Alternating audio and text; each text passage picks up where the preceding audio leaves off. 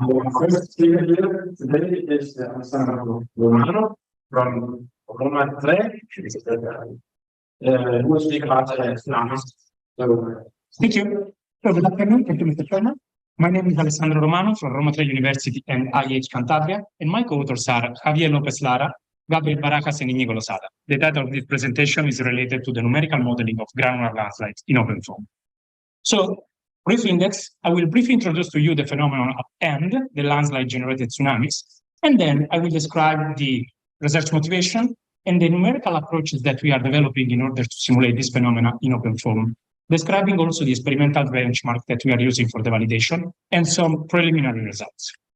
So, the topic of this presentation it is on tsunamis. Tsunamis are long waves which can be generated by earthquakes, mainly, and by landslides, but also by other triggering mechanisms like meteorite impacts, submarine explosion, and also sudden changes of the atmospheric pressure. In this case, we are dealing with meteor tsunamis. But in this presentation, we are going to focus on tsunamis generated by landslides. Unfortunately, several devastating events occurred in the past, like, for instance, the event of Lituya Bay in Alaska, 1958, in which we measure the highest run-up ever measured in modern times, more than 500 meters. But also there are events like the Anak Krakatau, Indonesia, 2018, and the small event of Stromboli Island in Italy. I will discuss about this event later. Indeed, several coastal areas in the world are prone to the landslide tsunami risk. And looking a little bit on the physics of the tsunami generation, it is quite complicated. Because indeed, in this sketch, you can see that the generation of the waves, it depends really on the landslide position. If the initial position is a subaerial landslide or if it is a submerged landslide. But also the landslide composition, dynamics, rheology, and it is not all, because it depends also on the shape of the shoreline and on the bathymetry. Because several complex phenomena are related to the tsunami generation. For instance, when the landslide enters into the water, we can see the generation of a system of waves that are called edge waves, which are waves trapped by the bathymetry that propagates along the shoreline for long distances, causing run-up and inundation. This is, for instance, what happened at the Stromboli Island. Here, we are in Italy, in the southern Tyrrhenian Sea. The island, it is a big cone. It is a volcanic island. So in 2002, a large landslide slid down the Sciara del Fuoco, which is a natural sliding surface of the island, generated a tsunamis that caused the majority of the damages along the island coast. Here, in this position, which is sheltered with respect to the sliding surface. This is related to this propagation of the edge waves, these trapped waves around the island. So, due to the complexity of the problem, landslide-generated tsunamis have been studied by using mainly, studied by using physical model tests, different configuration, two-dimensional, three-dimensional, rigid or deformable landslides. There are plenty of examples. These are crucial to study these complex phenomena, like, for instance, the wave trapping, so to provide some assistance to very simple numerical models, like in this case, a very simple Maslow's equation, to improve the tsunami early warning system. But nevertheless, physical model tests can be time and money consuming, especially if large facility and three-dimensional models are considered. And furthermore, it is not always possible to investigate in details those complex mechanisms like the different triggering mechanisms. So it will be important to develop those numerical tools, in particular to study the so-called wave characteristics in the near field. Also to provide numerical frameworks to help the so-called probabilistic tsunami hazard assessment. As far as numerical models are considered, several approaches are available, both Eulerian, Lagrangian frameworks, different grid types, etc. But today, I would like to focus specifically on the open source framework, OpenFOAM. And specifically, I will describe, let's say, the approaches that we are developing with the computational fluid dynamics team of IH Cantabria, which was the previous presentation, specifically focusing on the generation of tsunami induced by granular landslides. Yes, because while it is relatively easy, by the way, to simulate tsunami generated by rigid and impermeable landslide, for instance, by using the overset approach, as demonstrated by Gabriel Baracas before, which are validated both for simple geometry, like in this case, in which the landslide, it is a wedge, and the sliding surface, it is a plain beach, but also for more complex geometries, like, for instance, this is a conical island, which it is very similar to the Stromboli Island. This is the reproduction of the numerical reproduction of the experiments related to the Stromboli Island with an elliptic shape of the body. But anyway, if we can do this with the overset, the approach to simulate granular landslide, it is more complicated because the physical phenomena involved are more complicated. So thinking about OpenFOAM, in the last years, different approaches have been used to simulate the phenomena in OpenFOAM. I will divide these two approaches in two big families. The first one, the dense fluid model. So basically, it is a multi-phase approach in which the granular landslide, it is modeled as a fluid in which you can change the viscosity and the density of the fluid. And in the other approach, which is an Euler-Euler approach, in which you have a set of momentum equations for each phase, and you can calculate the interaction between each phase and the force exchange. So it is a multi-phase Euler approach. Among the first category, I will mention the work of Rauter et al. 2021 and of Paris et al. 2021 as well. Among the second category, I will mention the work of Li and Wang 2022 and Rauter et al. 2022. Both approaches have advantages and disadvantages. For instance, the dense fluid models are very computationally efficient, but at the same time, it could be kind of problematic to choose the value of the viscosity to be used, as demonstrated by Paris et al. 2022. On the other hand, the Euler-Euler models are quite accurate, but they can be, let's say, computational demanding. Furthermore, they could need a large number of parameters to be used. So at the end, the overall uncertainty can increase. So our approach, it is based on a trade-off, on a methodological trade-off between accuracy and computational efficiency. So we are using a math-based approach, but we are modeling our granular material as a material which is governed by a Coulomb viscoplastic rheology, which is a non-Newtonian rheology, implemented in a multi-phase interval. So this rheological model has been developed originally by Dominic Empudasaini in 2012, I hope the pronunciation is correct, and has been originally implemented in OpenFOAM in the intermixing foam by von Botifer et al. In 2016. To my view, this approach, it is simple because it only depends on two physical parameters, which are physically based, which are the internal friction angle and the density of the material. And there is another parameter, which is a numerical parameter, which is this one, which controls the switch between the Newtonian to the non-Newtonian behavior of the granular material. As I told you, we implemented this rheological model in the multi-phase interval. So in order to test this approach, we perform 3 benchmark tests identified by tsunami expert. There are 2 tests, one to variable, and a 3-dimensional test, which is a little bit more complicated, and then I will explain.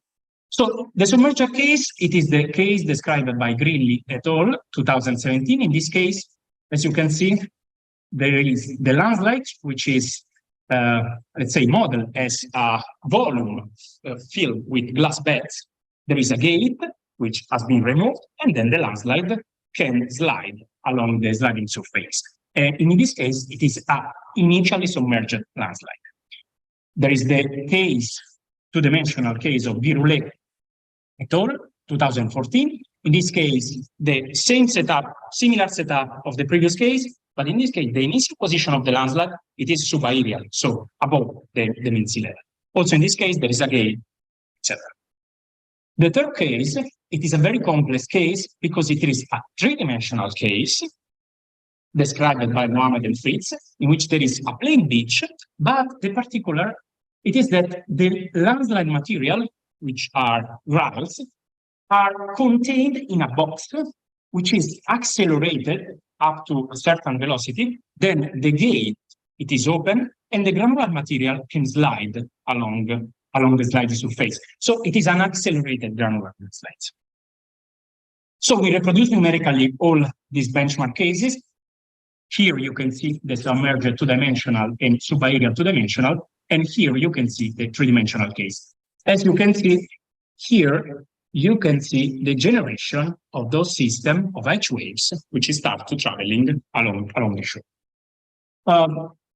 Preliminary analysis for the utilization of the mesh has been carried out, in which we quantify the accuracy with the normalized mean square error, and we choose a mesh that guarantees a reasonable for executing.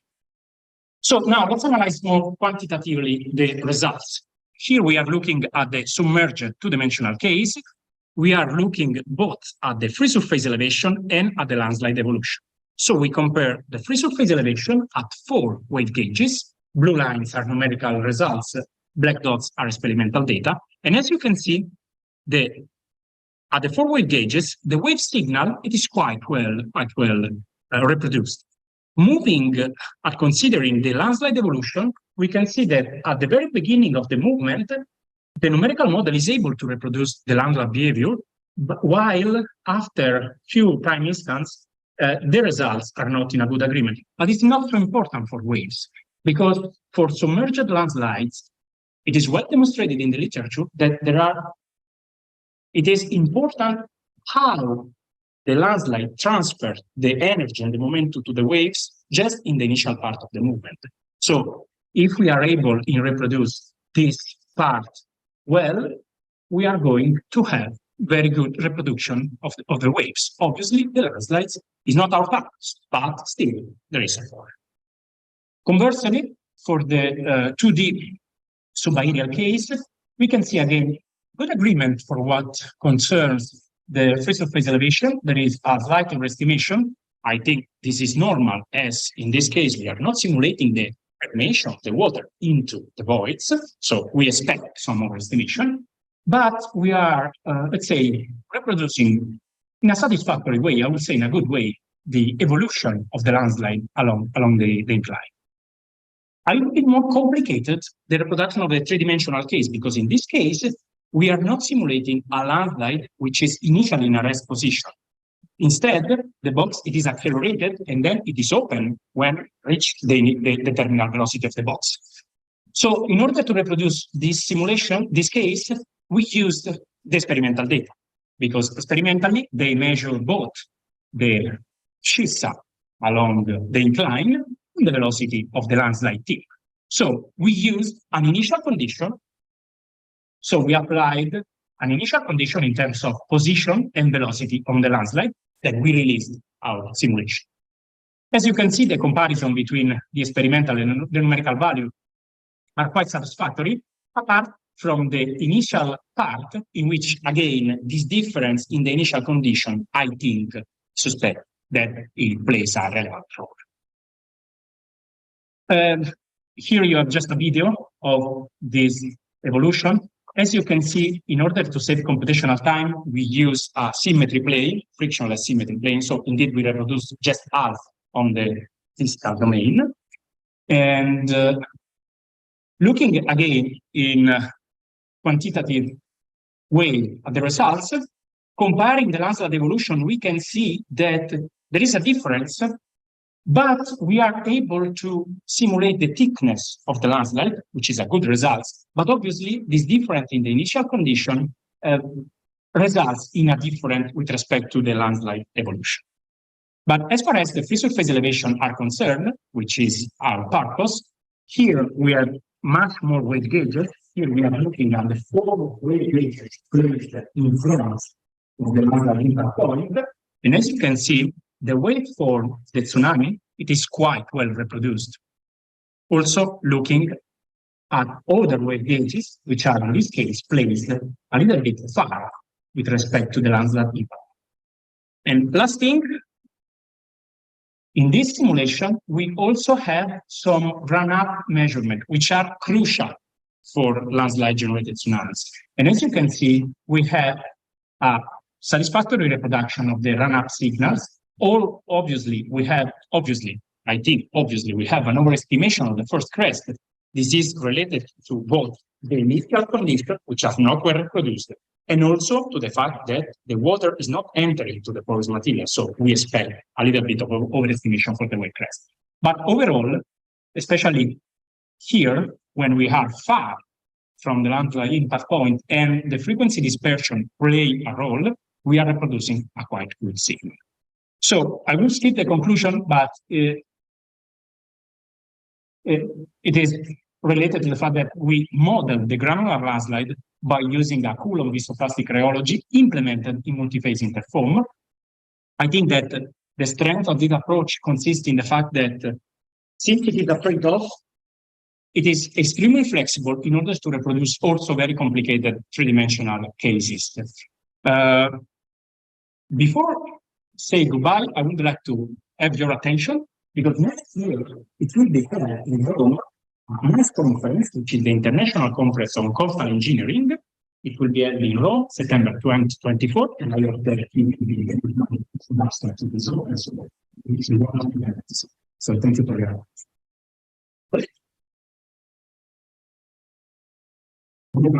presentation and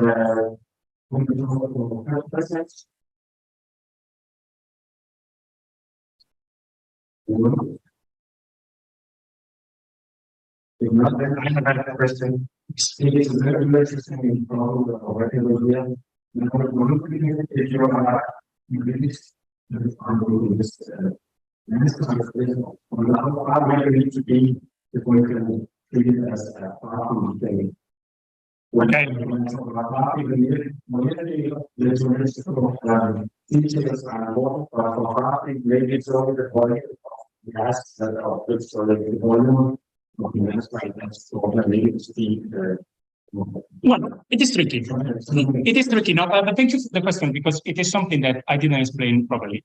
So the point is that when we are dealing, instead of tsunamis generated by earthquakes, we are discussing about completely different time and space scales. So landslide generated tsunamis are extremely localized, both in space and time. So this is a rough reproduction of the Stromboli Island. So but the question it is clever because we need to simulate properly with a great accuracy the near field. But it is useless to develop this kind of tool to propagate in the far field because it is a different phenomenon. We can use simply a shallow water or a business model, but what it is important, it is to provide a source to the far field wave model, which is as accurate as possible. So it is extremely important to provide a very good initial condition, and then we can propagate, for instance, in the Mediterranean basin by using shallow water or business water. Because again, if you look at the signal, it is a signal, well, you can see this one. As you can see, it is basically just water or gas. The frequency dispersion is important, and so in this case, you can use a simplifier. But it's extremely important to provide a good influence. So it's fair. I don't know if it was expressive. There's time for one. Another question. Anybody else?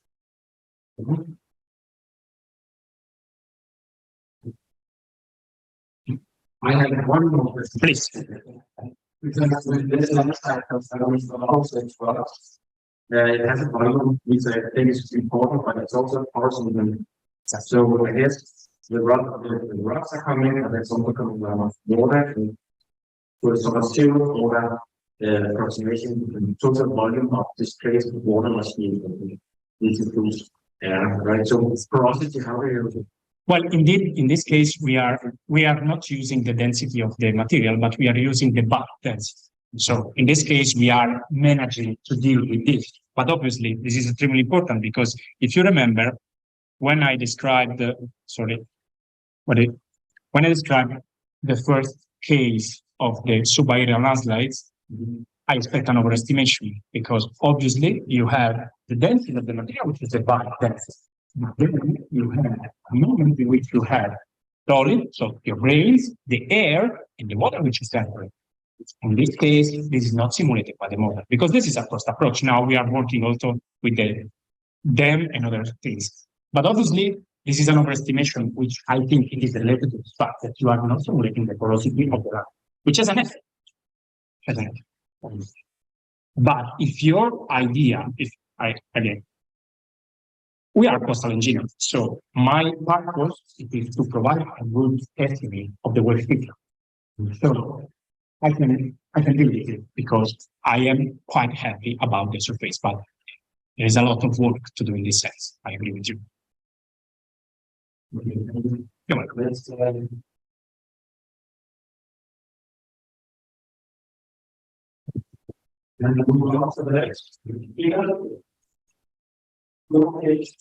Hakim, Hamdani, from Korea, we'll talk about numerical simulations of the aeration during the personnel impact. So, morning everybody. My name is Alessandro, I'm a PhD student at Korea Lab in Rouen, Normandy University at France. So we work on the numerical simulation of the aeration effect during the liquid solid impacts. So the liquid impact, called also the hydrodynamic impact, is very common in nature and in the industrial application, such as waterfall impacts, dam flow, or boat slamming seawater. This phenomena, this impact can cause damage to solid structures, so it's very important to study it and to predict the hydrodynamic loads. So currently there is no simple formula to predict them because it's a very complex phenomenon. There is many factors that make this phenomena complex. First of all, the presence of air, such as air portioning before the impact, trapped before the impact, the air pockets when we have a wave impact, liquid aeration, and also the atomization. It's also complex because we have a complex interface form, compressibility of liquid and air, and finally the hydroelasticity of the solids. Also, the hydrodynamic flows depend on the impact velocity, body shape, and fluid's properties. So our objective is to using CFD to study these impacts and to predict the hydrodynamic loads like pressure, forces, and impulsion. So for the application, we study a 10-meter waterfall impacting solid plates. Here, this experimental data was done in EDF, Electricité de France, and this configuration is called Sodelange. So for the atomization process, here, the gravity acceleration increased the velocity along the jets, also the turbulence.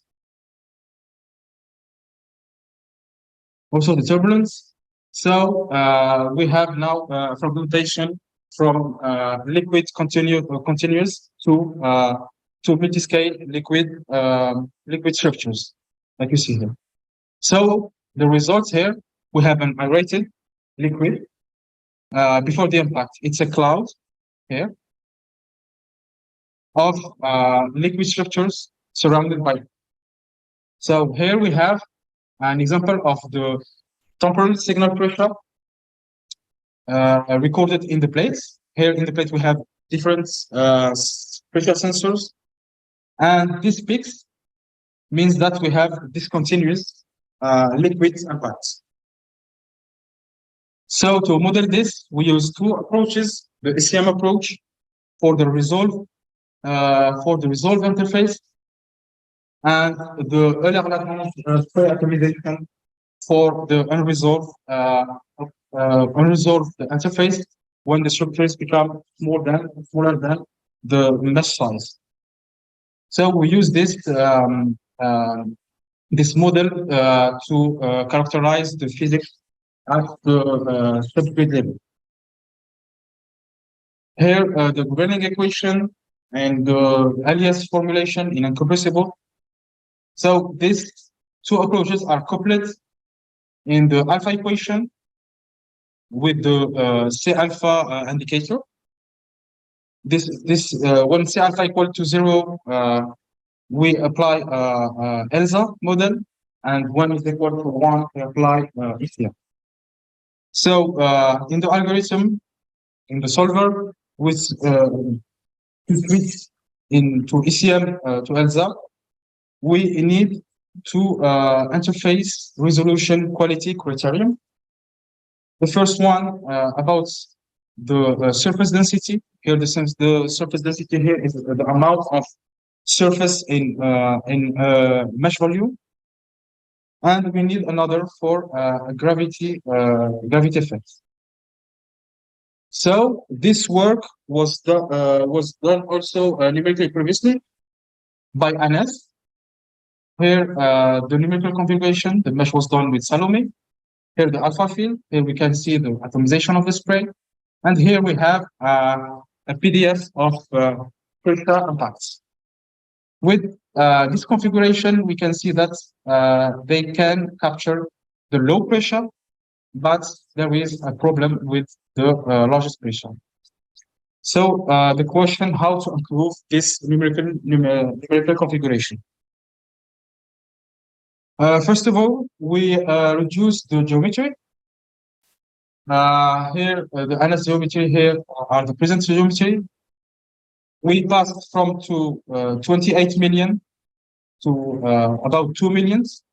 We use for that SnappyX mesh with the AMR. The AMR is done for one iteration time to refine around the depth.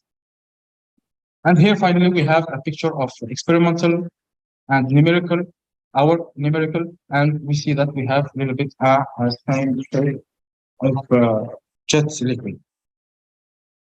So here we used the second order numerical schemes, and here we have a field of C alpha, this indicator. And remember, if we want, if equal to 1, we use ECM, because it's used here, first of all, in the dense region, primary atomization, and also it's used in the spray, but in the bottom, in the top of this surface, because when the normal of the surface and the gravity are in the same direction, we have the stabilization of the interface, and they compress.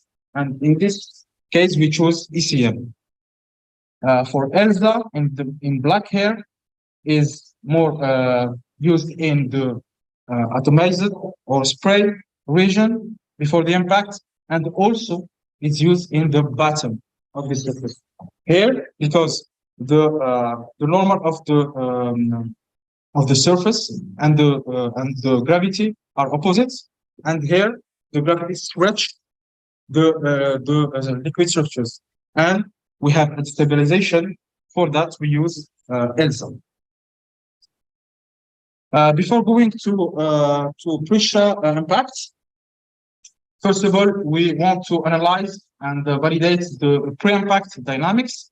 First of all, here we have velocity, mean velocity, and turbulence, and the turbulence intensity in the water tank before the oversoaking. And we can see here we have good agreements with experimental data with black curve. We do the same along the jet. Here we have the mean velocity, vertical mean velocity, and we have a good agreement with experimental, and the no viscous free fall theory. But for turbulence, here we have Z less than 3 here in this part.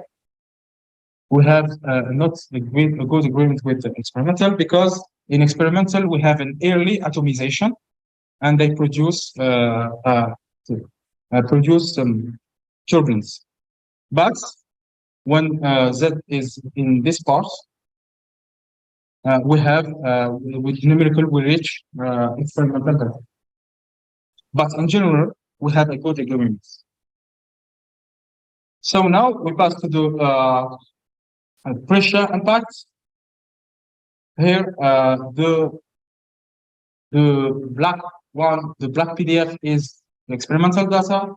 The green PDF is from INS work for mesh around the plate 0.5 centimeter, and the other curve is our simulation. First of all, we see that our numerical simulation are we have a good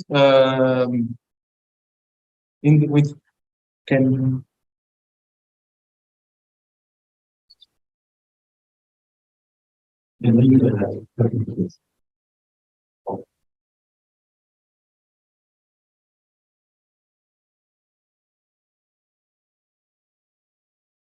okay, so our results, we have a good agreement compared to the INS work, and we think that it's due to the INS work, INS numerical schemes. They use these numerical schemes for convective terms and sharpening terms, and this one creates more numerical diffusing and more numerical instabilities, and leads to have an more diffusive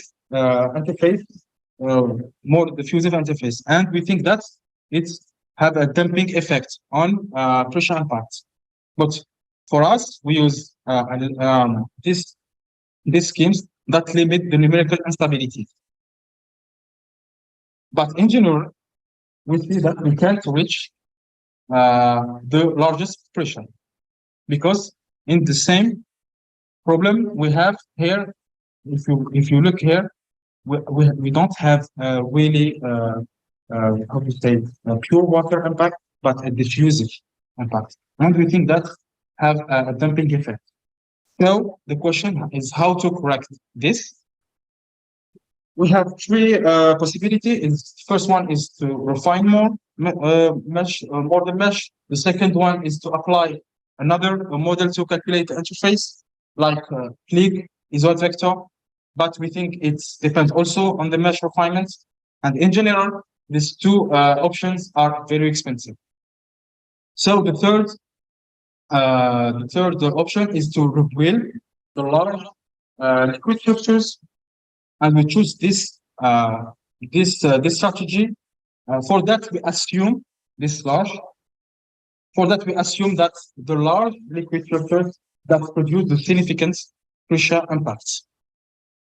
So we have three steps to conduct this strategy. The first one is to save data, alpha and U fill in a plane above the plate, like you see here, using the cutting plan function on OpenFOAM. The second step is to correct the alpha field. Here we see we have the rho field and the alpha field. For that, we respect the liquid mass flux between the rho and the new field. And the final is to resolve this equation with an alpha s is a critical alpha. If alpha rho is greater than alpha s, the alpha sharp is equal to 1. Inversely, is equal to 0. Finally, we inject this corrected field with the U field in a small box containing the plates. We use for the inlet battery type, we use this one, and for the interpolation, we use a linear interpolation for fine and face. So here we have first results of this strategy, and we can here for different mesh resolution, And here we use the VOF ECM only because here the interface is resolved. So we can see here we have a very good agreement with the experimental. First of all, is due to the good resolution of the interface, and also now we have a pure water impact and not a diffusive liquid block. For the mesh convergence here, we have quite a good convergence with mesh because here the plate wettability. If we have an impact on the gray plate, here we have a problem with mesh convergence because we have trapped air, and this trapped air is very small, and with this configuration we can trap this. But when we have a plate weighted, we don't have this problem. So we have this mesh convergence. Then we compare also this one with the interface, interfoam and compressible interfoam for different meshes. And also we have a good agreement with two approaches. And it's due to the plate wettability because when we have a dry plate, we don't have air cushioning effects. So the compressible formalism is not so we think that the uncompressible formalism is fixed in this case. So for the conclusion, we modelize the liquid jet atomization with the two approaches. When we have a high resolution interface, we use the VOF, and we have a low resolution. We pass to the physical model ELSA. Then the dynamics of pre-impact, we see that we have a good shape of the jet compared to the experimental, also for the velocity profile. But for the pressure impact, we have an underestimate. So, but with our new strategy to work with and keep large liquid structures, we have a very good estimation of pressure. So finally, the proposal model plus strategy gives promising results. Thank you for your attention. There is time for questions. Thank you for this. This is extremely interesting. So I guess in your case, if I understood properly, you have a large aeration project during the let's say the fall. Yeah. You say that the impact of the jet is less aerated. This approach is invalid, or you can use feedback. Let's say in your case, do you suggest to still continue to use this approach, or that's maybe less? I mean, the less aeration, you mean more isolating interface?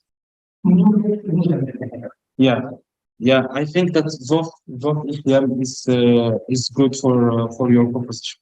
Yeah.